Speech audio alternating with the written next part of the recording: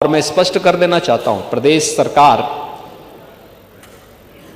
किसी भी विद्यालय को बंद नहीं करने जा रही है। किसी भी विद्यालय को बंद नहीं करेंगे। प्रदेश सरकार ने तय किया है कि इंटीग्रेटेड कैंपस बनने चाहिए बच्चों के लिए, जहां पे वह प्री प्राइमरी से लेकर के और सीनियर सेकेंडरी लेवल तक के स्कूल की शिक्षा प्राप्त कर सकें। उसी के मॉडल दिए गए हैं अटल आवासीय विद्यालय। पांडे जी, मैं जाऊंगा, यहां पे हमारे श्रम और सेवायोजन मंत्री हैं राजभर जी, श्री अनिल राजभर जी से कहूंगा कि एक बार आपको अटल आवासीय विद्यालय का दौरा करवाएं। अभी मैं बिलारी में भी आया था, बिलारी के विधायक भी नहीं होंगे यहाँ पे, हाँ भाग गए होंगे, क्योंकि स्वतंत्र देव जी ने ऐसी कसम उनको खिला दी है कि वो बेचारे समझ ही नहीं पा रहे होंगे कि किसके नाम पे कसम खाएं। ऐसी कसम मत खिलवाया करे जी। नहीं, मैं भी कह रहा हूं ना, किसके नाम पे करें, और खन्ना जी किसके नाम पे कसम खा देंगे।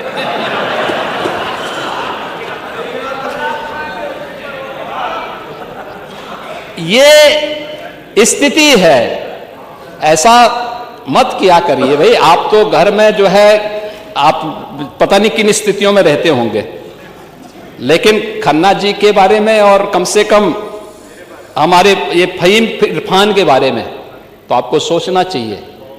और बेचारा भी अपनी किस्मत को कोस रहा होगा कि आपने ऐसी कसम खिला दी। मैं बिलारी में गया था अटल आवासीय विद्यालय का उद्घाटन करने के लिए। आप देखिए ना उन बच्चों की। आप अपने बच्चों को तो विदेशों में भेजते हैं पढ़ने के लिए, श्रमिकों के बच्चों के विद्यालय को बंद करते थे, उनके लिए कोई सुविधा नहीं देते थे। आज श्रमिकों के बच्चों के लिए, निराश्रित हो चुके बच्चों के लिए अटल आवासीय विद्यालय हम बना चुके हैं। और यही नहीं बना रहे हैं, कैंपस जो हम बनाने जा रहे हैं, अभी सीएम अभ्युदय विद्यालय, पीएम श्री विद्यालय और सीएम कंपोजिट विद्यालय एक मॉडल बनने जा रहे हैं। कस्तूरबा गांधी विद्यालयों को भी अपग्रेड किया गया। 8वीं तक थे, गरीब परिवारों की बच्चियां पढ़ती थी, 12वीं तक की बच्चियां उसी कैंपस में पढ़ेंगी। सभी प्रकार की सुविधाओं को वहां पर सरकार ने उपलब्ध करवा दिया है। ये भी वहां पे उपलब्ध कराई गई। और 29,000 से अधिक जिन विद्यालयों की बात कर रहे हैं, 27,000 विद्यालय हैं, 27,000 विद्यालयों को हमने स्वेच्छा से इस बात के लिए कहा कि जो विद्यालय चाहेंगे, 50 से कम छात्र हैं तो 1 किलोमीटर के दायरे में, 1 किलोमीटर का दायरा बहुत लंबा नहीं होता। पांडे जी, आप 4-4 किलोमीटर जाते थे, क्यों बच्चों के भविष्य के साथ खिलवाड़ कर रहे हैं? उन विद्यालयों को इंटीग्रेटेड कैंपस, छात्र शिक्षक रेशियो ठीक हो जाए। छात्र शिक्षक रेशियो कम से कम 3 शिक्षक जरूर हो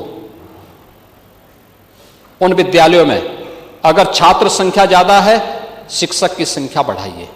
हमने इस बात को कहा है कि 22 छात्रों पे 1 शिक्षक की उपस्थिति जरूर हो, यह अनिवार्य किया जाए। और बाकी जगह खाली होती हैं, अधियाचन भेजिए, हम आयोग के माध्यम से नई भर्ती करवाएंगे। शिक्षा आयोग नई भर्ती करेगा और ये समय पे होना चाहिए। लेकिन 3 से 6 वर्ष तक की राष्ट्रीय शिक्षा नीति के अंतर्गत, और ऐसा नहीं कि स्कूल पेयरिंग की स्थिति केवल यूपी के अंदर हो रही है, हिमाचल में हुई, कांग्रेस ने हल्ला नहीं किया। कर्नाटक में हुआ, कांग्रेस ने हल्ला नहीं किया। अन्य राज्यों में हुआ, कहीं हो हल्ला नहीं हुआ।